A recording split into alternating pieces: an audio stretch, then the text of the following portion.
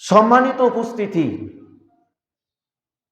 বিষয়ের শিরোনাম বললাম যে পরকালের ভয়াবহ ধাপসমূহ রয়েছে। এই ভয়াবহ ধাপসমূহের মধ্য হতে প্রথম ভয়াবহ ধাপ হলো কবর। কবর এমন একটা ধাপ, যে ধাপে পৌঁছতে গেলে মৃত্যু অনিবার্য। এটা এমন একটা স্তর, এটা এমন একটা ঘর, এই ঘরের কোনো দরজা নেই, এই ঘরের কোনো ছাদ নেই, কোনো জানালা নেই, কোনো বাতি নেই, কোনো খাট নেই, তোশক নেই, বালিশ নেই, একদম মাটির ঘর। চতুর্দিকে মাটি থাকবে এবং ঘুটঘুটে অন্ধকার ঘর। এই ঘরের নাম হলো নবী সাল্লাল্লাহু আলাইহি ওয়াসাল্লামের ভাষা অনুযায়ী কবর। এই কবরে পৌঁছতে গেলে শর্ত হলো মৃত্যু। উপস্থিত মুসলিমবৃন্দ, মৃত্যু এমন একটা জিনিস যেটা আল্লাহ সুবহানাহু ওয়া তাআলাই সৃষ্টি করেছেন। যেমন ভাবে বিপরীতে আমরা বেঁচে আছি, কথা বলতে পারি, খেতে পারি, হাঁটতে পারি, সুস্থ শরীরে মসজিদে আসতে পারি, সুস্থ শরীরে বাসা যেতে পারি, সালাত আদায় করতে পারি, বিভিন্ন জায়গায় আসা যাওয়া করতে পারি। এই যে প্রত্যহ দৈনন্দিন জীবনের যে কালচার, এটার নাম হলো জীবন, আর এর আরবি নাম হলো হায়াত। হায়াত আর মাউত, জন্ম এবং মৃত্যু, দুটি হচ্ছে আল্লাহ তাআলার সৃষ্টি। তবে আমাদেরকে একটু জানতে হবে যে এই যে জন্ম এবং মৃত্যু, এটা আল্লাহ সুবহানাহু ওয়া তাআলা কেন সৃষ্টি করলেন, উদ্দেশ্য কি? জন্ম এবং মৃত্যুর এর উদ্দেশ্যটা কি? এই উদ্দেশ্য আল্লাহ সুবহানাহু ওয়া তাআলা সূরাতুল মুলক এর ২ নম্বর আয়াতে ঘোষণা করছেন, আল্লাযী খালাকাল মাউতা ওয়াল হায়াতা লিয়াবলুয়াকুম আইয়ুকুম আহসানু আমালা। আল্লাহ বলছেন, আল্লাযী, ওই সত্তা, খলাকল মাউতা, যিনি মৃত্যু সৃষ্টি করেছেন, হায়াত এবং জীবন মৃত্যু দুটি সৃষ্টি করেছেন।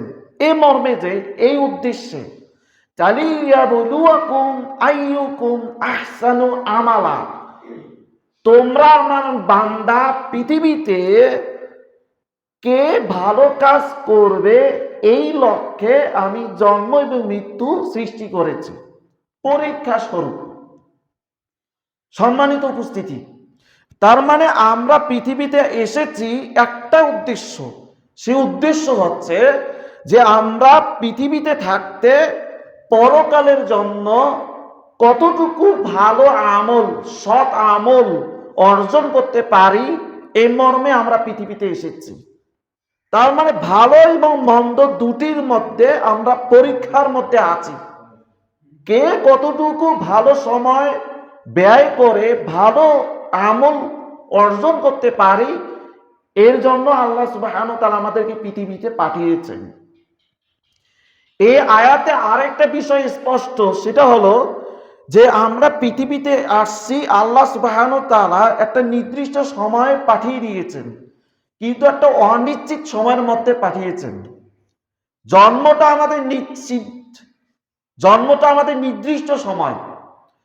আমরা কখন জন্মগ্রহণ করব, কোন দিন জন্মগ্রহণ করব, কোন সময় জন্মগ্রহণ করব, এটা কিন্তু নিশ্চিত। যেমন ভাবে আমরা জানতে পারি মেডিকেল রিপোর্ট অনুযায়ী, একজন মা যখন তিনি গর্ভধারণ করেন, এখন প্রযুক্তির যুগে আল্ট্রাসোনোগ্রাম করে জানা যায় এই শিশুটি ঠিক কোন মাসে কোন তারিখে জন্মগ্রহণ করবে। এটা আমাদের নিশ্চিত, এটা আমাদের জানা। কিন্তু মৃত্যু এমন একটা জিনিস যেটা আমাদের জানা নেই। আমি কোন অবস্থায় মারা যাব, কোন অবস্থায় মরব, কখন মারা যাব, কিভাবে মারা যাব, এটা আমাদের জানা নেই।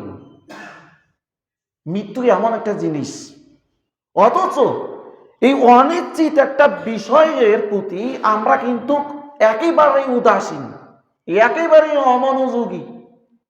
অথচ আপনি কি মনে করেন যে আপনি কখনো মারা যাবেন না? না, আমরা এটা বিশ্বাস করি যে আমরা মরব। কেন?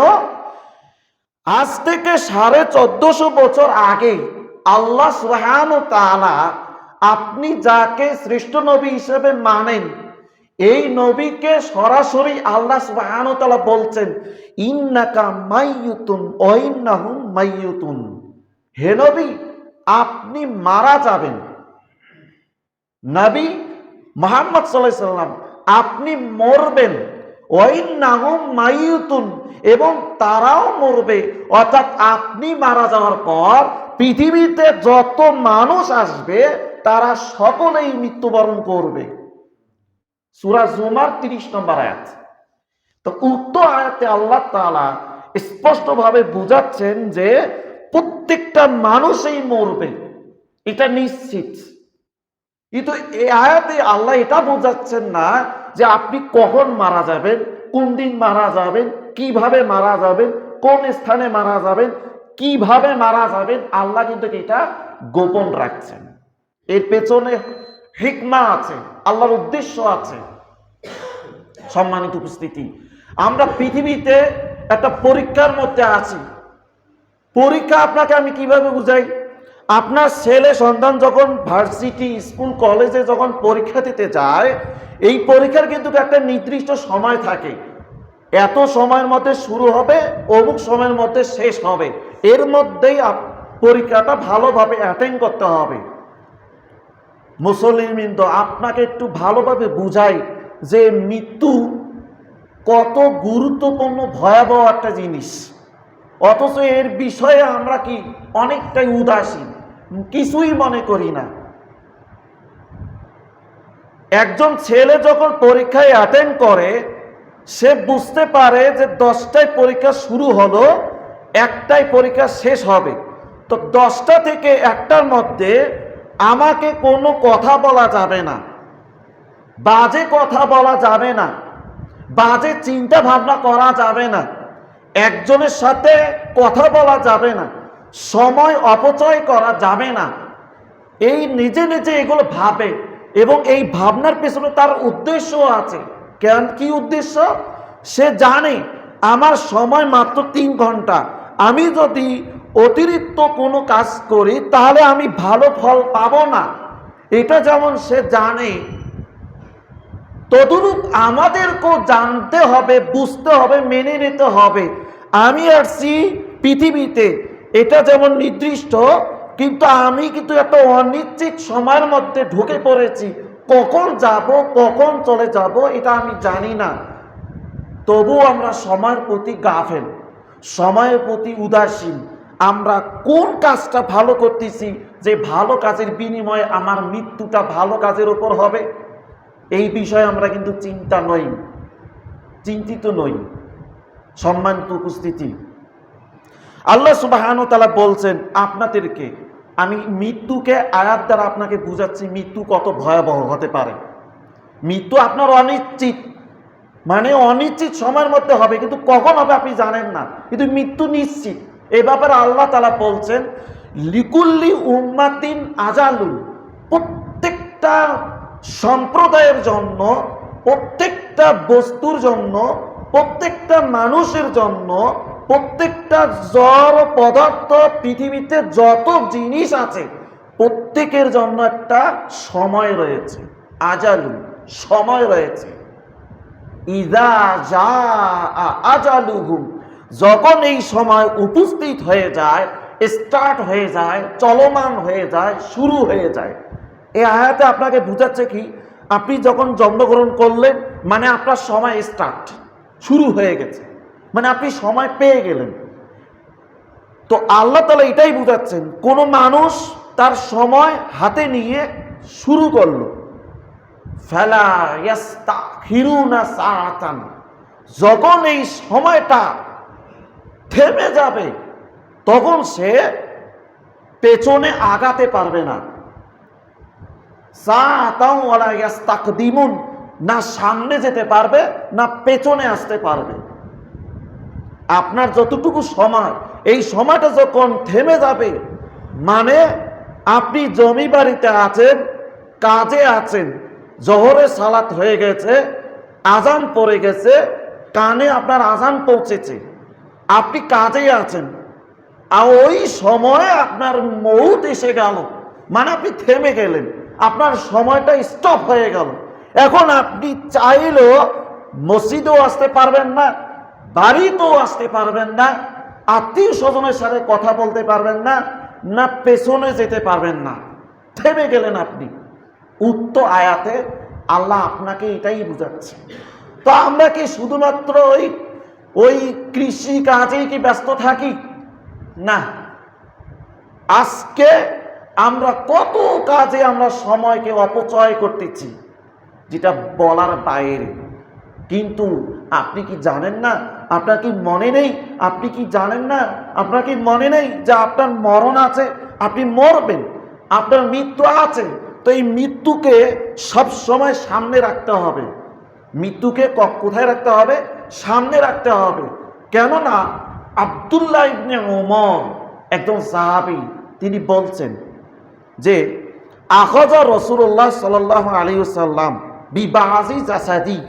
আব্দুল্লাহ ইবনে ওমর তিনি বলছেন যে আল্লাহ নবী সাল্লাল্লাহু আলাইহি সাল্লাম আমার শরীরের এক অংশ ধরলেন, এইভাবে ধরলেন, ধরে ফাকালা, তিনি বলছেন যে কুল ফিদ দুনিয়া কান্নাকা গরিবুন আও আবিরু সাবিল।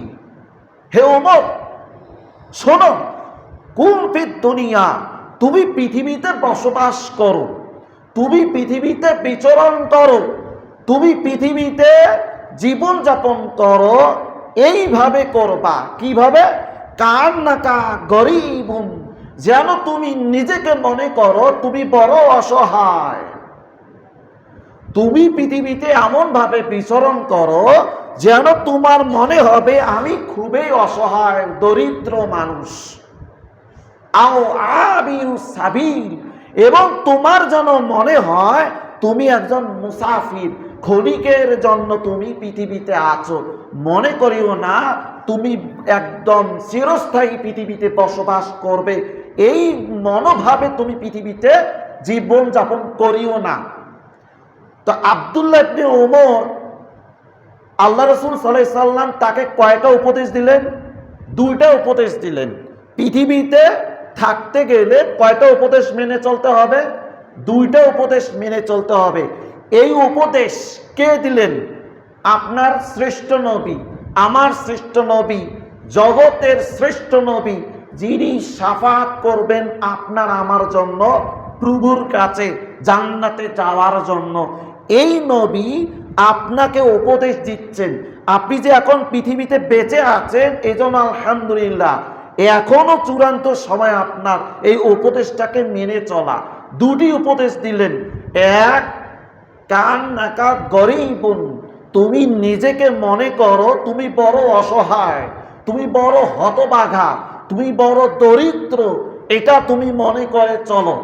দুই, আও আবিরু সাবিল, তুমি মনে করো তুমি পৃথিবীতে 1 সেকেন্ড 1 মিনিট অল্প সময়ের জন্য তুমি আছো। মনে করবা না তুমি সারা জীবন পৃথিবীতে থাকবে, এই আশা করে তুমি পৃথিবীতে চলো না, জীবনযাপন করিও না। 2, 3, অউদ্দা নাফসাকা, আর তুমি নিজেকে মনে করবা মিন আহলিল কুবুরি, তুমি একজন কবরবাসী। আল্লাহর নবী 3 নাম্বার কথাটা বললেন যে তুমি পৃথিবীতে জীবিত আছো, এটা সত্য। তুমি পৃথিবীতে বড় সুখে আছো, এটাও সত্য। তুমি 10 তলা বিল্ডিং এ আছো, এটাও সত্য। কিন্তু তোমাকে মনে করতে হবে তুমি একজন কবরবাসী, মানে তুমি পৃথিবীতে নেই, তুমি কবরে আছো। কবরবাসী মানে হলো কবরে যিনি থাকেন তাকে বলা হয় কবরবাসী। তো আপনি তো আর বেঁচে আছেন, তবু আল্লাহ নবী আপনাকে বললেন তুমি নিজেকে মনে করো কি কবরবাসী। মানে এই আপনি যে বেঁচে আছেন এটা অস্বাভাবিক, আপনি যে পৃথিবীতে আছেন এটা অস্বাভাবিক, এটা একেবারেই বলার বাইরে, কল্পনার বাইরে বেঁচে আছেন। এটা আপনি যে মরবে এটা স্বাভাবিক, এটা নিশ্চিত। আর বেঁচে আছেন এটা হলো কি অস্বাভাবিক। আপনি এখন মসজিদে আছেন, বিশ্বাস করেন, আপনার যদি ঈমান ঠিক থাকে, আপনি যদি বিশ্বাস করেন, একটু খালি নিজেকে একটু উপলব্ধি করেন, এই যে আপনি আসছেন মসজিদে, আপনি কি ফিরে যেতে পারবেন? বাসায় যেতে পারবেন? মার সঙ্গে দেখা করতে পারবেন? বাবার সঙ্গে দেখা করতে পারবেন? পারবেন না। আল্লাহ চাইলে পারবেন, আল্লাহ না চাইলে আপনি পারবেন না। এই যে একটা অনিশ্চিত একটা ব্যাপার, এই অনিশ্চিত ব্যাপারটাকে আমরা কি সামনে রাখছি? প্রশ্ন করছি আপনাকে, আপনি কি সামনে রাখছেন? আপনি পেছনে রেখেছেন, মানে আপনি কোনোদিনও মৃত্যুকে স্মরণ করেন না। অথচ সাহাবায়ে কেরাম মুহাম্মদ সাল্লাল্লাহু আলাইহি সাল্লাম থেকে শুরু করে যত সাহাবায়ে কেরাম ছিলেন, তাবেঈন ছিলেন, সালফে সালেহিনরা ছিলেন, বুখারী, ইমাম বুখারী রাহমাতুল্লাহি আলাইহি ছিলেন, সিয়াসিত্তা যে ৬টি কিতাবের ইমাম আছেন, এমনকি ৪ ইমাম, ইমাম আবু হানিফা, ইমাম মালিক, ইমাম শাফিঈ, ইমাম আহমদ বিন হাম্বল, পৃথিবীতে যত হক্কানের আলেমগণ আছে এরা পৃথিবীকে নগণ্য মনে করে জীবনযাপন করেছিলেন। মানে পৃথিবীর কোনো সময় দেয়নি, পৃথিবীতে তাকে কোনো মূল্যায়ন করেনি, তারা মূল্যায়ন করেছে তাদের আমলকে এবং মৃত্যুকে। মৃত্যুকে সামনে রেখে তারা জীবনযাপন করেছিলেন। সম্মানিত উপস্থিতি, আজকে আমরা কোন পর্যায়ে আছি? আমরা পৃথিবীটাকে চিরস্থায়ী করে নিয়েছি, কিন্তু এই চিরস্থায়ী মনে করা আপনার নবীর সুন্নাহ নয়। চিরস্থায়ী মনে করা, ভোগ বিলাস করে জীবনযাপন করা, এই মন মানসিকতা আপনার নবীর ছিল না। তো যে মন মানসিকতা আপনার নবীর ছিল না, সেই মন মানসিকতা আপনার মনে থাকবে কি করে? তাহলে আপনি কোন সুন্নাহ অবলম্বন করতেছেন? নিজেকে ভাবুন, আমি কোথায় আছি? সম্মানিত উপস্থিতি, শুধু তাই নয়, এরপরে ওমর রাদিয়াল্লাহু তাআলা আনহু তিনি নিজেই বলছেন যে ইজা আমসাইতা, যখন তোমরা সন্ধ্যা পেয়ে যাবে, সন্ধ্যাকাল, সন্ধ্যাকাল মানে রাত, মাগরিবের আজান হয়ে গেলে সন্ধ্যা হয়ে যায়। তো ওমর রাদিয়াল্লাহু তাআলা আনহু বলছেন যখন তুমি সন্ধ্যা পাবে, ফালা তান্তাজিরি সাবাহা, তুমি কখনো সকালের জন্য আশা করিও না। সন্ধ্যা পেয়েছেন আপনি, আপনি আপনার মনে এই ভাবনাটা আনবে না যে আপনি সকাল পাবেন, সকালে কি করবেন, সকালে কি নাস্তা খাবেন, সকালে কোথায় যাবেন, সকালে কি পোশাক পরবেন, সকালে আত্মীয় স্বজনকে নিয়ে কোথায় যাবেন, এই ধান্দা বাদ। আপনি যেটা পেয়েছেন এটাকে নিয়ে আগে ভাবুন। পরেরটা ভাবতে মানা করেছেন কে? আব্দুল্লাহ ইবনে ওমর, রাসূল সাল্লাল্লাহু আলাইহি ওয়াসাল্লামের একদম সহযোগী সাহাবী। এরপর বলছে ওয়াইদা আসবাহতা, আর যদি তুমি সকাল পেয়ে যাও, ফালা তান্তাজিরিল মাসাআ, তখন তুমি সন্ধ্যার জন্য অপেক্ষা করো না। সম্মানিত হাজরিন, তাহলে দেখেন এই দুটি বাক্যে আপনাকে কি বুঝাতে চাচ্ছে? যে আপনি অনিশ্চিত সময়ের মধ্যে আছেন। আপনি এখন জোহর পেয়েছেন, আপনি আসরের জন্য অপেক্ষা করতে পারবেন না। আসরটা আপনার জন্য না, আপনার জন্য জোহরটা। তো আপনি জোহরটাকে কি কাজে লাগাচ্ছেন? গান বাজনায় লাগাচ্ছেন, বাড়িটাকে ইসলামীর বাইরে রাখছেন, নিজেকে কি মাঠে রাখছেন নাকি মসজিদে রাখছেন? উপস্থিত সময়টাকে আপনি বিশ্লেষণ করুন। আপনি কোন কাজে আছেন? টিভির সিরিয়ালে আছেন, হোটেলে আছেন, রাস্তায় আছেন, বিভিন্ন মজলিসে আছেন, নাকি মাঠে আছেন, নাকি ইবাদতে আছেন, নাকি আল্লাহর ইবাদতে আছেন? কোন কাজে আছেন? সম্মানিত উপস্থিতি, যে বিষয়টা অনিশ্চিত, অথচ ওই বিষয়টাকে আমরা একেবারে অদূর পেছনে রেখেছি। মনেই নাই যে আমি মারা যাব, আমার মনেই নেই।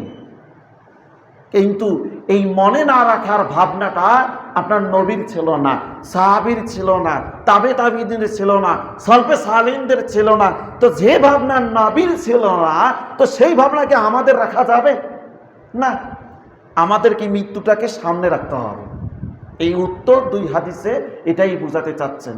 শুধু তাই নয়, আব্দুল্লাহ ইবনে উমর আরেকটা কথা বলছেন যে ওয়াখুজ মিন সিহহাতিকা লিমারজিকা, তুমি যে এখন সুস্থ আছো, এই সুস্থতাকে থেকে অসুস্থতার জন্য কিছু রেখে দাও।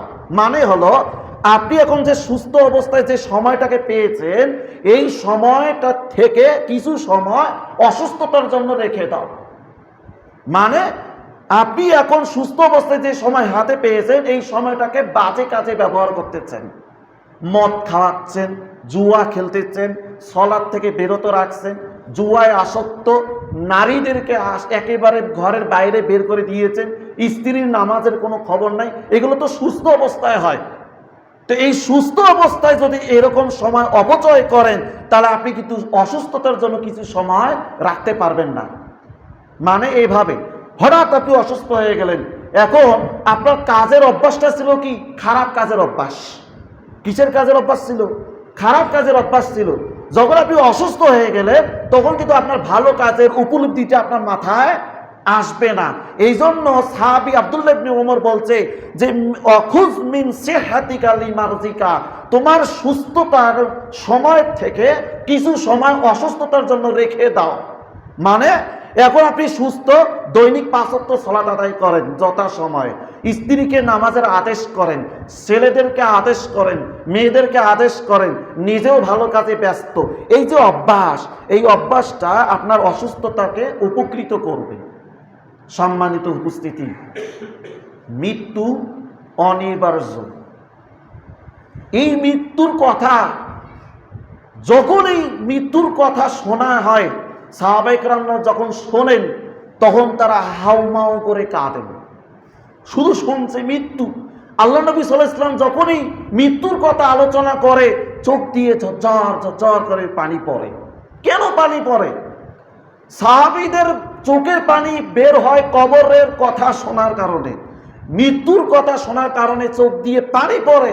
অথচ আপনাদের সামনে, জগতের সামনে, যুবকের সামনে, যুবতীদের সামনে, মুসল্লিদের সামনে এত আলোচনা করা হয়, অথচ আমাদের অন্তর থেকে কোনো উপলব্ধি আসে না, চোখ দিয়ে পানি বের হয় না। তাহলে চিন্তা করুন আপনি কত পাপে জর্জরিত আছেন। মৃত্যুর কথা শুনলে চোখ দিয়ে হাউমাউ কান্না করে চোখের পানি বের করে সাহাবীরা, অথচ এখনো মরেনি। সেই সময় মরেনি। এর একটা জ্বলন্ত দৃষ্টান্ত আছে। সেই দৃষ্টান্ত হচ্ছে সাহাবী খলিফা ওসমান রাদিয়াল্লাহু আনহু, তৃতীয় খলিফা। প্রথম খলিফা হলেন আবু বকর, দ্বিতীয় খলিফা হলেন হযরত ওমর, তৃতীয় খলিফা হলেন হযরত ওসমান রাদিয়াল্লাহু আনহু। এই সাহাবী, এই খলিফা, তিনি বলেন আন্নাহু কানা ইদা ওয়াকাফা আলা কবরি, তিনি যখন এই কবরের পাশে দাঁড়াতেন, বাকা, চোখ দিয়ে পানি বের হচ্ছেন, কান্না করতেছেন। তিনি যখন এই কবরের পাশে দাঁড়াতেন, তার চোখ দিয়ে ঝরঝর করে পানি পড়তেন।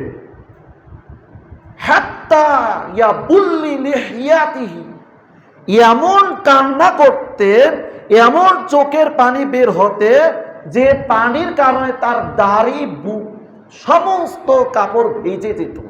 আল্লাহু আকবার। কবরের পাশে দাঁড়ালে ওসমান রাদিয়াল্লাহু আনহুর চোখ দিয়ে পানি ঝরঝর করে পড়তেন। এরপর এই পানি এতটা বের হতো যে তার দাড়ি পর্যন্ত ভেজে যেত, কাপড় পর্যন্ত ভেজে যেত। ফাকিলা লাহু, উপস্থিত লোকেরা তাকে জিজ্ঞাসা করলো, হে নেতা, তুজকারুল জান্নাতু ওয়ান নারু, আপনার সামনে তো জান্নাতের কত সুন্দর আলোচনা করা হয়, আপনি তো হাসেন না। জান্নাতের কত নিয়ামতের কথা আপনার সামনে বর্ণনা করা হয়, অথচ আপনি খুশি হন না। ওয়ান নারু, জাহান্নাম কত বড়, জাহান্নাম কত ভয়ঙ্কর একটা জায়গা, জাহান্নাম কত গভীর, এই গভীরের আলোচনা শোনেন আপনি, তবুও ফেলা তাক্কি, আপনি তো কাঁদেন না। জাহান্নাম কত বড় এটা আপনি যদি জানেন অবাক হয়ে যাবেন। জাহান্নাম গভীরতা সম্পর্কে মুহাম্মদ সাল্লাল্লাহু আলাইহি ওয়াসাল্লাম বলছেন, জাহান্নামের মুখে যদি এই দুনিয়া সমান 10টা দুনিয়াকে একত্রিত করে যদি জাহান্নামের মুখে ছেড়ে দেওয়া হয়, তো জাহান্নামের নিচে পৌঁছতে 70 বছর সময় লাগবে। আল্লাহু আকবার, জাহান্নাম কত বড়। এখন আপনাকে আমি একটু বুঝাই। ধরেন একটা পাথর ছেড়ে দিলেন, পাথরটা 1 মিনিটে কত নিচে যাবে, 2 ঘন্টায় কত নিচে যাবে, 1 দিনে কত নিচে যাবে, 1 মাসে কত নিচে যাবে। আল্লাহ নবী বলছেন পাথরটা নিচে যেতে 70 বছর সময় লাগবে। চিন্তা করেন জাহান্নাম কত গভীর। এই আলোচনা ওসমান রাদিয়াল্লাহু তাআলা আনহু শুনলেন, তবু তার চোখ দিয়ে পানি বের হয় না। অথচ আপনি কবরের কথা শুনলে, কবরের পাশে দাঁড়ালে আপনি ঝরঝর করে কান্না করেন কেন? এই প্রশ্ন উপস্থিত লোকেরা উসমান রাদিয়াল্লাহু আনহুকে জিজ্ঞাসা করলেন। ক্বালা, উসমান রাদিয়াল্লাহু আনহু বললেন, ইন্না রাসূলুল্লাহ সাল্লাল্লাহু আলাইহি ওয়াসাল্লাম ক্বাল, আল্লাহ নবী সাল্লাল্লাহু আলাইহি ওয়াসাল্লাম আমাকে বলেছেন, ইন্নাল কবরা আউয়ালু মানাজিলুল আখিরাহ, মরার পরে যে জগৎটা আছে এই জগতের নাম হলো পরকাল। এই পরকালের যতগুলো ধাপ রয়েছে, ভয়াবহ ধাপ, এই ভয়াবহ ধাপের প্রথম ধাপের নাম হলো কবর। ফাইন নাজা মিনহু, যদি কোনো ব্যক্তি এই প্রথম ধাপে পাস করে, ভালো ফলাফল করে, ফামা বাদাহু আইসারু মিনহু, তাহলে তার ওই সামনের যতগুলো ভয়াবহ ধাপ রয়েছে সবগুলো ভয়াবহ ধাপ সহজ হয়ে যাবে। ওয়াইল্লাম ইয়ানজু মিনহু, আর যদি কোনো ব্যক্তি এই কবরে গিয়ে ফেল হয়, অকৃতকার্য হয়, ফামা বাদাহু আই আসাদ্দু মিনহু, তাহলে তার সামনে যত ভয়াবহ আছে সবগুলো ভয়াবহ ধাপগুলো তার জন্য কঠিন হয়ে যাবে, ভয়ঙ্কর রূপ ধারণ করবে। কলা, উসমান রাদিয়াল্লাহু আনহু আবার বললেন, কলা রাসূলুল্লাহ সাল্লাল্লাহু আলাইহি ওয়াসাল্লাম, আল্লাহ রাসূল সাল্লাল্লাহু আলাইহি ওয়াসাল্লাম বলছেন বিশেষভাবে যে মা রাআইতু মানজারান কাত্তুন ইল্লা কবরু ফাজউ মিনহু, হে উসমান, আমি কবরের মতো ভয়াবহ ধাপ এর তুলনায় কোন ধাপে আমি দেখিনি। কবর যত বড় ভয়াবহ ধাপ, হাসর তার চেয়ে দ্বিগুণ ধাপ। হাসর যত বড় ভয়াবহ ধাপ, মিজানের পাল্লা তত ভয়াবহ ধাপ। মিজানের পাল্লা যতটা ভয়াবহ ধাপ, পুলসিরাতের ধাপ হলো সবচেয়ে ভয়াবহ ধাপ। এত বড় ভয়াবহ ধাপের তুলনায় মুহাম্মদ সাল্লাল্লাহু আলাইহি ওয়াসাল্লাম বললেন, আমি কবরের মতো ভয়াবহ ধাপ আমি কোনোদিন দেখিনি। সম্মানিত উপস্থিতি, কবর কত জটিল জায়গা, এটা যদি আপনি বোঝেন তাহলে আপনি সমস্ত পাপ কাজগুলো ছেড়ে দিতে বাধ্য হবেন। আজকে কবর হলো প্রথম মঞ্জিল, এখানে আপনি পাস করলে আপনার জান্নাত, ফেল করলে জাহান্নাম, আফসোস করতে থাকবেন। তাহলে চিন্তা করুন, আপনি জন্মগ্রহণ করলেন আর আপনার জন্য হাতে আছে একটা সময়, সেটা হলো মৃত্যু। এটা আবার কখন আসবে আপনি জানেন না। ধরেন হঠাৎ আপনার মৃত্যু হয়ে গেল, এখন আপনি কোথায় যাবেন? ফার্স্ট স্টেপ কোথায়? কবর।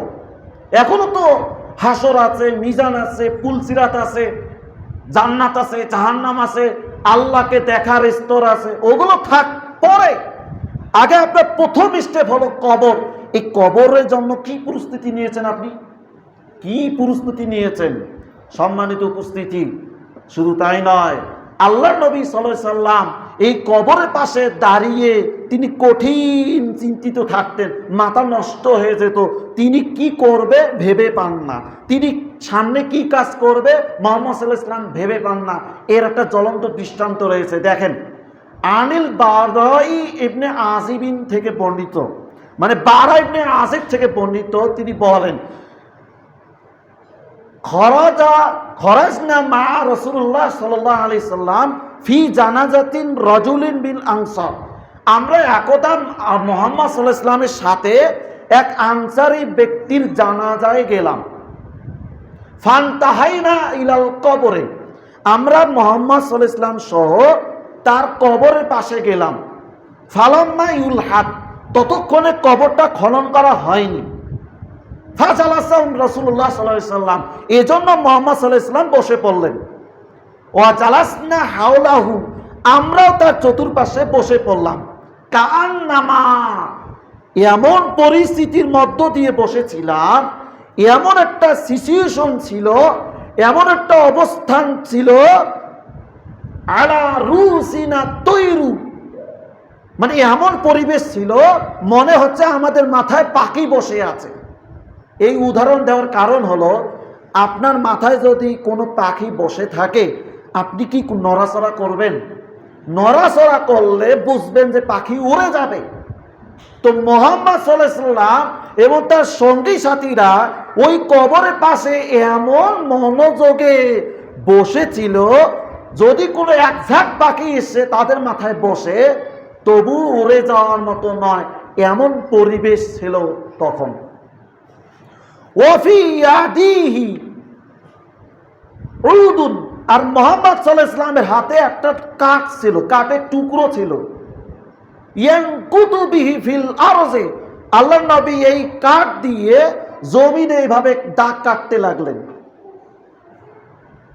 উপস্থিত মুসলিমবৃন্দ ভালো করে হাদিসটি উপলব্ধি করেন। আল্লাহ রাসূল সাল্লাল্লাহু আলাইহি সাল্লাম কাঠ দিয়ে জমিনে দাগ কাটতে লাগলেন। আপনি বলেন তো, বর্তমান পজিশনে, বর্তমান সিচুয়েশনে আপনি কখন এই কাঠ দিয়ে হাতে কিছু থাকলে মাটিতে আনমনা দাগ কাটতে লাগেন? কখন? যখন আপনি কঠিন চিন্তায় থাকেন।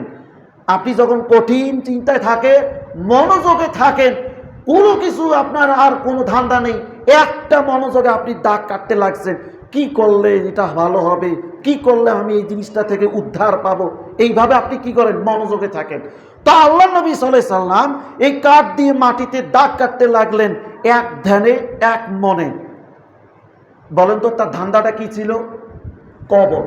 কবর হচ্ছে পাশে, কবর কিভাবে আমার জন্য ভালো হবে, কিভাবে আমি পাস করব, কি কাজ করলে আমি উপকৃত হব, কি কাজ করলে আল্লাহ আমাকে পাস করে দেবে, এই চিন্তায় তিনি দাগ কাটতে লাগতেছেন। হঠাৎ তিনি মাথা উঠালেন, উঠিয়ে ফাকালা, তিনি বলতে লাগলেন উপস্থিত সাহাবায়ে কেরামদেরকে, শোনো, ইস্তাইযু বিল্লাহি মিন আযাবিল কবরে, হে আমার সঙ্গী সাথীরা শোনো, তোমরা কবরের আযাব থেকে আল্লাহর কাছে আশ্রয় চাও। তোমরা কবরের আযাব থেকে আল্লাহর কাছে আশ্রয় চাও। তোমরা কবরের আযাব থেকে আল্লাহর কাছে আশ্রয় চাও। কথাটা তিনি 3 বার বলেছেন উপস্থিত সাহাবায়ে কেরামদেরকে। কেন কেন বললেন? অবশ্যই তিনি জানেন কবরের আযাব কত ভয়াবহ, জানেন না? এই বিশ্বাস আমরা করি না? বিশ্বাস করি। কেন? আল্লাহ জানার ক্ষমতা দিয়েছিলেন বিধায় তিনি চুপচাপ ছিলেন, এই জন্য বুঝতেও পেরেছিলেন। এই জন্য উপস্থিত সাহাবায়ে কেরামদেরকে জোরালো আদেশ করলেন, শোনো, তোমরা পৃথিবীতে কিন্তু চিরস্থায়ী নও। পৃথিবীতে যতটা সময় তোমার হাতে আছে ততক্ষণে তুমি আল্লাহর কাছে আশ্রয় চাও কবরের আযাব থেকে। এই জন্য প্রত্যহ দৈনিক ফরজ সালাতের পর আপনাকে একটা দোয়া বেশি বেশি বেশি করে বলতে হবে। সে দোয়াটা হলো, আল্লাহুম্মা ইন্নী আউযু বিকা মিন আযাবি জাহান্নাম ওয়া মিন আযাবিল কবরে। আল্লাহুম্মা ইন্নী আউযু বিকা মিন আযাবি জাহান্নাম ওয়া মিন আযাবিল কবরে। এই দোয়া আপনি সারা দিন সারা রাত বলতে থাকেন, কাজে আসবে। আল্লাহ যদি একবার কবুল করে আপনি পাস। এই জন্য অন্য হাদিসে আছে প্রত্যেক মাগরিব এবং ফজরের সালাতের পর আল্লাহুম্মা আজরিনি মিনান নার এই দোয়াটা 7 বার করে বলতে হবে। কয়বার? 7 বার বলতে হবে। বলছিলাম কবর খুবই ভয়াবহ একটা জটিল ধাপ, যে জটিল স্তর আল্লাহর নবী সাল্লাল্লাহু আলাইহি ওয়াসাল্লাম কবরে যায়নি, কিন্তু না গিয়ে কবরের বিষয়ে যে উপলব্ধি এটা কতটা গুরুত্বপূর্ণ সেটা আমাদেরকে শিক্ষা দেয়। কিন্তু আমরা এই গুরুত্বপূর্ণ বিষয়টাকে কোথায় রেখেছি? একেবারে পেছনে রেখেছি। আমরা মনেই করি না যে আমরা মারা যাব। আস্তাগফিরুল্লাহ। আপনি মরবেন এটা নিশ্চিত, আপনি মারা যাবেন এটা নিশ্চিত, আপনি এখন বেঁচে আছেন এটাই হলো অস্বাভাবিক, আপনি এখন বেঁচে আছেন এটাই হলো অস্বাভাবিক। সম্মানিত উপস্থিতি, মরবেন এর জন্য আপনার প্রস্তুতি থাকতে হবে। কি প্রস্তুতি থাকবে সেটা আল্লাহর নবী আপনাকে বলছেন। যদি প্রস্তুতি না থাকে বিশ্বাস করুন, আপনি একটু উপলব্ধি করুন। ধরেন এই মাঠে একটা গর্ত খোঁড়া হয়েছে, মাঠের গর্তের মধ্যে দাউ দাউ করে আগুন জ্বলছে। বিশ্বাস করুন, একটু দেখুন। আপনি ঢাকায় দেখেন আগুন লেগেছে কত গোডাউনে, কারখানায়, সিএনজিতে আগুন লাগছে, আগুনের যে ভয়াবহতা দেখলেই কাছে যেতে ইচ্ছে করে না। অথচ ওই ধরনের আগুন আপনাকে নিক্ষেপ করা হবে, তো আপনি কি যেতে চান ওই আগুনে নিক্ষিপ্ত হতে? আমরা কেউ চাই না। কিন্তু ওই না যাওয়ার কারণটা হলো ভালো আমল। ওই না যাওয়ার কারণ হলো দৈনিক 5 ওয়াক্ত সালাত। ওই না যাওয়ার আমল হলো বেশি বেশি করে দান করা। ওই আগুনে নিক্ষিপ্ত না হওয়ার কারণ হলো জুমার দিনকে বেশি প্রাধান্য দেওয়া। জুমার দিন যেদিন উপস্থিত হবে সেই দিন তো আপনার বেশি ব্যস্ততা বেড়ে যায়। দাড়ি কামার দিন হলো জুমার দিন, আপনি নিজে তৈরি করেছেন। জুমার দিন আসলে আপনি সেলুনে যান, কি জন্য যান? দাড়ি শেভ করার জন্য যান। আর দাড়ি শেভ করা, আপনি বিশ্বাস করুন, আপনাকে বিশ্বাস করতে হবে, নয়তো আপনার ঈমান চলে যাবে। দাড়ি কামা হলো ইহুদি হওয়া, দাড়ি শেভ করা মানে নাসারা হওয়া, দাড়ি শেভ করা মানে মুহাম্মদ সাল্লাল্লাহু আলাইহি ওয়াসাল্লামকে অস্বীকার করা। বিশ্বাস করুন, এই হাদিস একেবারে 100 সত্য। আপনি এক চুল পরিমাণ যদি দাড়ি শেভ করেন, দাড়ি চাচেন, আপনি বিশ্বাস করুন ওই অবস্থায় যদি আপনি মৃত্যুবরণ করেন, আল্লাহর কসম আমি বলছি, আপনি অবশ্যই ইহুদি হয়ে হাসরের মাঠে উদ্ভাবন করবেন। আপনাকে মনে করতে হবে, যদি আপনি একটু চুল পরিমাণ কাটেন আপনি ইহুদি, আপনি নাসারা, আপনি অমুসলিম, যতই আপনি তাহাজ্জুদ পড়েন না কেন, দাড়ি অবশ্যই আপনাকে ছেড়ে দিতে হবে। এটাই আল্লাহ রাসূলের আদেশ। আল্লাহ রাসূল বলছেন ওয়াফু লিহিয়া, দাড়িকে তোমরা ছেড়ে দাও, অনহাকু শারিবা, আর গোপকে খাটো করো। চেষ্টা বলিনি, আমি বারবার বলি। এই কথা জোর দেওয়ার কারণ হলো আপনি তো জানেন এই কথা মুহাম্মদ সাল্লাল্লাহু আলাইহি ওয়াসাল্লাম বলেছেন, কেন মানেন না আপনি? অবশ্যই আপনার ঈমানের দুর্বলতা রয়েছে, আপনার ঈমান কম আছে বিধায় আপনি জুমার দিন সেলুনে যান দাড়ি শেভ করার জন্য, স্ত্রীকে খুশি করার জন্য দাড়ি শেভ করেন, আত্মীয় স্বজনকে খুশি করার জন্য দাড়ি শেভ করেন, পরিবেশকে নিয়ন্ত্রণ করার জন্য দাড়ি শেভ করেন। অথচ মুহাম্মদ সাল্লাল্লাহু আলাইহি ওয়াসাল্লামকে খুশি করার জন্য আপনাকে সমস্ত মায়া ত্যাগ করতেই হবে। এর নাম ঈমান। আছে? আমরা কি ত্যাগ করতে পারি? সম্মানিত উপস্থিতি, বলছিলাম কবর খুবই ভয়াবহ একটা ধাপ, যেটা প্রথম ধাপ, মরার সাথে সাথে আপনাকে যেতে হবে। এর জন্য প্রস্তুতি থাকতে হবে, আমল থাকতে হবে। কেন? সহিহ বুখারীতে আনাস ইবনে মালিক থেকে বর্ণিত, তিনি বলেন আল্লাহ রাসূল সাল্লাল্লাহু আলাইহি ওয়াসাল্লাম বলেছেন, তিনি শুনেছেন, আল্লাহ রাসূল সাল্লাল্লাহু আলাইহি ওয়াসাল্লাম বলেছেন ইয়াতবাউল মাইয়াতা সালাসাতুন, 3টা জিনিস মৃত্যু ব্যক্তির সাথে চলে যায়। ফায়ারজিউ ইসনানি, 2টা জিনিস ফিরে আসে। ওয়ায়াবকা ওয়াহিদুন, আর একটা বিষয়, একটা জিনিস তার সাথে থেকে যায় কিয়ামত পর্যন্ত, জান্নাতে ঢোকার আগ পর্যন্ত, জাহান্নামে ঢোকার আগ পর্যন্ত সেটাই থাকে। হাদিসের ব্যাখ্যা, হাদিসের অনুবাদ ভালো করে শুনবেন, শোনার পরে আমলে নেওয়ার চেষ্টা করবেন, নয়তো আপনার ঈমান পূর্ণ থাকবে না, অপূর্ণ থাকবে। সম্মানিত উপস্থিতি, ইয়াতবাউহু, তার সাথে যে বিষয়গুলো যাবে, 1 মালুহু, তার সম্পদ, 2 আহলুহু, তার পরিবার পরিজন, ও আমালুহু, এবং তার হলো আমল। 1 তার টাকা পয়সা ধন দৌলত যা আছে, 2 ছেলে সন্তান, স্ত্রী, আত্মীয় স্বজন যারা আছে, এরপরে সে কি আমল করেছে, এই তিনটা জিনিস তার সাথে আসবে। দেখেন তো বাস্তব চিত্রে, আপনি যখন মারা যাবেন আপনার সাথে অসংখ্য আত্মীয় স্বজন আসবে, আপনার খাটলি বহন করবে, আপনাকে দোয়া দরুদ করবে, কাফনে কাফন পরাবে, কবর খনন করবে, আপনার জন্য দেখাশোনা করবে, আত্মীয় স্বজনের খোঁজ খবর নেবে। এই হলো আত্মীয় স্বজন। দুই, আপনার সম্পদ। আপনি যতক্ষণ পৃথিবীতে আছেন মানে আপনি সম্পদের অধিকারী, আপনার সাথে গেল, এরপরে আপনার আমল যাবে। ফায়ার জিউ আহলুহু, দুঃখজনক হলো সত্য, আপনাকে কবরে রাখার পর আপনার আত্মীয় স্বজন ফিরে আসলো। আপনি যাকে বেশি ভালোবেসেছিলেন আপনার ছেলে, আপনি যাকে বেশি আদর করেছিলেন আপনার মেয়ে, আপনি আপনার জীবনের তুলনায় যাকে আপনি বেশি প্রাধান্য দিয়েছিলেন সেই ভাই, সেই বাবা, সেই মা, সেই আত্মীয় স্বজন আপনাকে ওই গভীর জঙ্গলে, গভীর বাঁশের কিনারায় মাটির নিচে চাপা দিয়ে আপনাকে ফেলে দিয়ে চলে আসলো। এই হলো আপনার পরিবার, আপনার আত্মীয় স্বজন। আল্লাহ নবী বলছেন ওই আর ওই ব্যক্তির কাছে থেকে গেল তার আমল, যে আমল দেখা যায় না, যে আমল টাকা দিয়ে কেনা যায় না, যে আমল কেউ তৈরি করে দিতেও পারে না। যদি তৈরি করে দেওয়া যেত তাহলে সমস্ত মানুষই জান্নাতে যেত। আল্লাহু আকবার। আল্লাহ তাআলার কি পরিকল্পনা! এমন কাজ সাথে থাকে যে কাজ দেখা যায় না।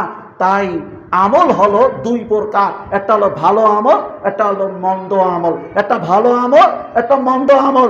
ভালো আমলের মধ্যে আবার প্রকার আছে, একটা সৎ, একটা অসৎ। একটা সৎ, একটা কি অসৎ। আপনি সুদের টাকায় ইবাদত করবেন, সুদের টাকায় রুজি রোজগার আয় করবেন, সুদের টাকায় ভাত খাবেন, আর ওই ভাতকে ইবাদত করবেন, ওই আমল আল্লাহ কবুল করবে না। আপনি একজন মা, আপনি বাড়িতে একটা সমিতি নির্ণয় করেছেন, আপনি আমার বোন, আপনি বাড়িতে একটা কিস্তির ম্যাডামকে নির্ধারণ করেছেন, আসেন আসেন আপনাদেরকে লোন দেওয়া হবে, সপ্তাহে আপনি পরিশোধ করবেন, অতিরিক্ত ১,৫০০ টাকা আপনাকে দিতে হবে। আপনি যাকে আহ্বান করলেন, যাকে বসালেন, যাকে সাক্ষী রাখলেন, উভয় আছে সুদের পাপের জর্জরিত। আর আপনি যতই হাজি হন, যতই ইবাদত করেন, রাতে তাহাজ্জুদ পড়েন, ওই আমল আপনাকে জাহান্নামে নিয়ে যাবে, এটাই চূড়ান্ত। সম্মানিত উপস্থিতি, আমল ছাড়া কবরে কেউ নিস্তার পাবে না। এর জ্বলন্ত দৃষ্টান্ত দেখেন, আল্লাহর নবী সাল্লাল্লাহু আলাইহি ওয়াসাল্লামকে স্বপ্নে দেখানো হয়েছে কবরের পরিস্থিতি কি। দেখুন, মনোযোগী হই। কবর, আপনি যেখানে শুয়ে থাকবেন, আমি যেখানে শুয়ে থাকবো, ওখানকার একটা জগৎ, ওর নাম হলো বারজাখ। এখানে আরেকটা মাসালা আপনাকে বুঝাই। যদি কোনো ব্যক্তি আগুনে মারা যায়, তার দেহ কি ফিরে পাওয়া যায়? তাহলে তার কবর কোথায়? যে পানিতে ডুবে মারা গেল, তাকে আপনি কোথায় দাফন করলেন? তাহলে কি আমি তার কবর কোথায় পাবো? আর আমি এখানে মারা গেলাম, আপনি সুন্দর করে মাটি খনন করে পুঁতে দিলেন, এর নাম কবর, তাই না? আমরা যেটা বুঝি। কিন্তু আপনার কাছে কি মনে হয়েছে কখনো, যিনি আগুনে পড়ে ছাই হয়ে গেল, আমি তাকে পেলাম না, তো তার কবর কোথায়? এই ধারণা আজকে আপনাকে ক্লিয়ার করতে হবে। শুনুন, কবর মানে হলো ওই চার দেয়াল মাটিটাকে নাম হলো কবর না। কবর হলো মৃত্যুর পর থেকে কিয়ামত পর্যন্ত যে জীবনটা, যে স্তরটা আছে, এর নামেই কবর, এর নামেই বারজাখ, এর নামেই কবর, এর নামেই বারজাখ। কবর মানে মাটি খনন করে, ওর নাম কবর নয়।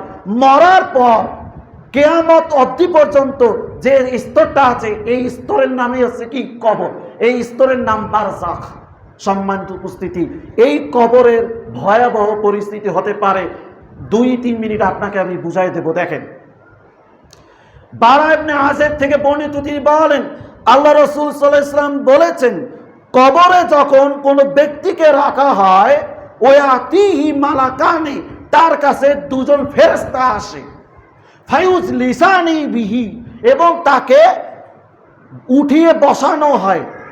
এর আগে আল্লাহ রাসূল সাল্লাল্লাহু আলাইহি ওয়াসাল্লাম বলছেন, ফাতুআদু রূহুহু ফি জাসাদিহি, যখন মৃত ব্যক্তিকে রাখা হয়, তার মাঝে আল্লাহ তাআলা রূহ ফিরিয়ে দেন, আত্মাকে ফিরিয়ে দেন। এই আত্মা ফিরিয়ে দেওয়ার পরেই তাকে উঠিয়ে বসা হয়। ফায়াকুলানে লাহু, এরপরে তাকে প্রশ্ন করা হয়, মান রব্বুকা। প্রথম প্রশ্ন কি? মান রব্বুকা। এর অর্থ হলো তোমার প্রভুকে। আপনাকে বুঝতে হবে রব হলো একটা হলো জাতের নাম। রব মানে কি? একটা জাতের নাম। এই রবের ভেতরে আছে দয়া, রহমত, লালন পালন, রিজিক, চিকিৎসা, ভরণ পোষণ, যাবতীয় যত গুণ রয়েছে এর ভেতরে রয়েছে। এই জন্য রবের উত্তর যদি আপনি দিতে চান তাহলে আপনাকে মাজার ত্যাগ করতে হবে। রবের প্রশ্নের উত্তর যদি আপনি পেতে চান তাহলে আপনার এখনই যদি গায়ের মধ্যে তাবিজ থাকে, গলায় যদি তাবিজ ঝোলানো থাকে, কোমরে যদি শিকাই বাঁধা থাকে, হাতের আঙ্গুলে যদি অষ্টধাতের আংটি থাকে, এই উদ্দেশ্যে যে আমার ব্যবসায় বরকত কম, বাড়িতে অশান্তি, মাথা ব্যথা করে, কোমর ব্যথা করে, শরীরের রোগ বালা বেশি, আমার সমাজে মানুষ দেখতে পারে না, মাথা সব সময় ঘোরে, এই উদ্দেশ্যে আপনি কোমরে একটা রশি বেঁধেছেন, শিকাই বেঁধেছেন, গলায় তাবিজ ঝুলিয়েছেন, হাতে তাবিজ ঝুলিয়েছেন, তাহলে কিন্তু আপনি মান রব্বুকা এই প্রশ্নের উত্তর আপনি দিতে পারবেন না। আর যারা দেয়নি তারা বলবে ইয়াকুলু রব্বি আল্লাহ, আমার প্রভুকে আল্লাহ। এই উত্তর দিতে পারলো। এটা মুমিন ব্যক্তির প্রশ্ন উত্তর চলছে। ফায়াকুলানে লাহু, এরপর তাকে বলা হবে ওমা দীনুকা, তোমার দিন কি, তোমার ধর্ম কি, তুমি কোন ধর্মের অনুসারী? তুমি ইসলাম ধর্মের অনুসারী নাকি হিন্দু ধর্মের অনুসারী? তুমি বৌদ্ধ ধর্মের অনুসারী নাকি তুমি খ্রিস্টান ধর্মের অনুসারী? অথচ আমরা কিন্তু ইসলাম ধর্মের অনুসারী, কিন্তু প্রশ্ন উত্তর দিতে পারবো না। কেন বলেন তো? আপনি নামে মুসলিম, আপনার কাম কিন্তু অমুসলিম। আপনি যুবক, আপনি মুসলিম পরিবারের সন্তান, আপনার গায়ে ওই খ্রিস্টানদের পোশাক, আপনার গায়ে ওই ব্রাজিলের পোশাক, আপনার গায়ে ওই আর্জেন্টিনার পোশাক, আপনি কিন্তু এই প্রশ্নের উত্তর দিতে পারবেন না। অটোমেটিক আপনার প্রশ্ন উত্তর চেঞ্জ হয়ে যাবে, অথচ আপনি নামে মুসলিম। আপনার ভাগ্য কত ভালো, আপনি মুসলিম পরিবারে জন্মগ্রহণ করেছেন, কিন্তু আপনি প্রশ্ন উত্তর দিতে পারলেন না। কেন? ওই যে পোশাক বেধর্মীদের পরেছেন, ওই আপনার চুলের কাটিং ওই বেধর্মীর পোশাক মতো হয়েছে। ব্রাজিলের খেলোয়াড় কিভাবে চুল কাটে, ওই মেসি কিভাবে চুল কাটে, ওই অমুসলিমদের খেলোয়াড় কিভাবে পোশাক আশাক পরে, কি রকম চুলের কাটিং, দাড়ির কাটিং কেমন, এইভাবে আপনি স্টাইল করেছেন। এই জন্য আপনি প্রশ্নের উত্তর দিতে পারবেন না। আপনার চুলের কাটিং হবে এই রকম। মুহাম্মদ সাল্লাল্লাহু আলাইহি ওয়াসাল্লামের চুল বাবরি ছিল, কিন্তু অন্যান্য সাহাবীদের চুল এইরকম, সামনেও যেমন, পেছনেও তেমন, সাইডেও যেমন, বামেও তেমন, এইরকম সোজা হতে হবে। কোনো ধরনের বড় রাখা, পেজ খাটো করা একেবারেই চলবে না। আপনি তো রাখছেন একদিকে শর্ট, একদিকে একেবারেই লম্বা, এই হচ্ছে একদম অমুসলিমদের রীতিনীতি। এই রীতিনীতি যদি আপনার থাকে, কবরে আপনি একটা প্রশ্নের উত্তর দিতে পারবেন না।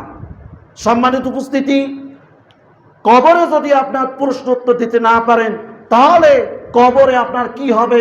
আল্লাহ রাসূল সাল্লাল্লাহু আলাইহি ওয়াসাল্লাম বলছেন ওয়ায়ুযাইকু আলাইহি কবরুহু, তার কবরটা হয়ে যাবে একেবারেই খাটো, সংকীর্ণ, হাত্তা তাখতালিফা ফিহি আসলাউহু।